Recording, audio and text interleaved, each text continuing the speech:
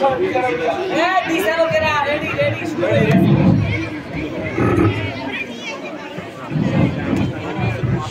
বিচারক মণ্ডলী, মঞ্চে আসছে রওজাতুল জান্নাত।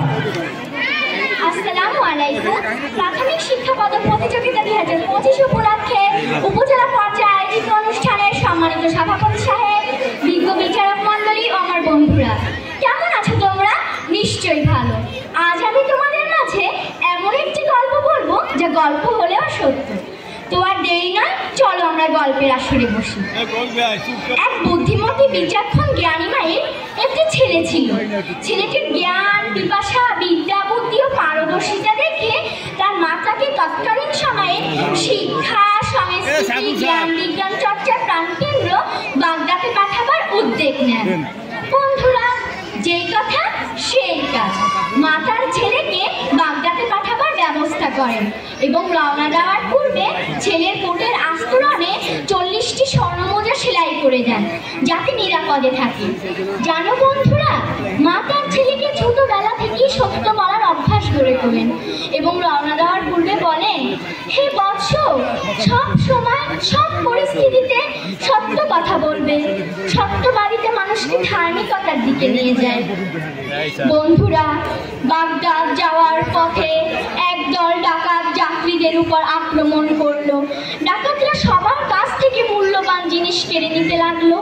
একজন ডাকাত বালকটিকে জিজ্ঞেস করলো, হে বালক, তোমার কাছে কি আছে? উত্তরে বালকটি বলল, আমার কাছে 40টি স্বর্ণ মুদ্রা আছে। অনেক খোঁজাখোঁজির পরেও ডাকাতটি কিছু না পেয়ে আবার জিজ্ঞেস করলো, হে বালক, তোমার কাছে কিছু আছে? উত্তরে বালকটি বলল, হ্যাঁ, আমার কাছে 40টি স্বর্ণ মুদ্রা আছে।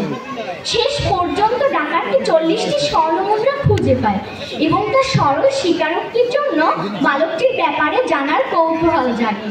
তাই সেই ডাকাতটি তাদের ডাকাত সর্দারের কাছে বালকটিকে নিয়ে যায়। ডাকাত সর্দার বালকটিকে জিজ্ঞেস করে, হে বালক, তুমি কোথায় যাচ্ছ? কেন যাচ্ছ? উত্তরে বালকটি বলল, আমি বাগদাদ যাচ্ছি উচ্চশিক্ষা ও জ্ঞান অর্জনের জন্য। ডাকাত সর্দারটি তাকে আবার প্রশ্ন করলো, কেন তুমি তোমার সত্য গোপন করনি এবং কেন তুমি তোমার মুদ্রা রক্ষা করনি? উত্তরে বালকটি বলল, আমার মা আমাকে সর্বদা সত্য কথা বলতে বলেছেন এবং কুরআন ও রাসূলের আদেশ নির্দেশ মেনে চলতে বলেছেন।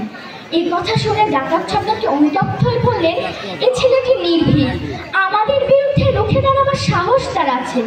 ছোট্ট বালকটির মুখে সত্য শুনে ডাকাত সর্দারটি লজ্জিত হলো এবং যাত্রীদের মালামাল ফিরিয়ে দিল। জানো বন্ধুরা, ডাকাত সর্দারটি বালকটির কাছে ক্ষমা চাইল এবং চিরতরের জন্য ডাকাতি ছেড়ে দিয়ে ইসলামী জীবনযাপন গ্রহণ করলো। বন্ধুরা, এই অসাধারণ বালকটি আর কেউ নন, তিনি হলেন বড় পীর মাওলানা আব্দুল কাদের জিলানী রহমাতুল্লাহ। বন্ধুরা, এই গল্প দিয়ে আমরা শিখলাম সত্যবাদিতা, বিশ্বস্ততা ও আধ্যাত্মিক গুণাবলী ছাড়া ব্যক্তিগত, সামাজিক তথা রাষ্ট্রীয় জীবনে উন্নতি সম্ভব নয়। বন্ধুরা, সত্য মানুষকে মুক্তি দেয়, মিথ্যা মানুষকে ধ্বংস করে।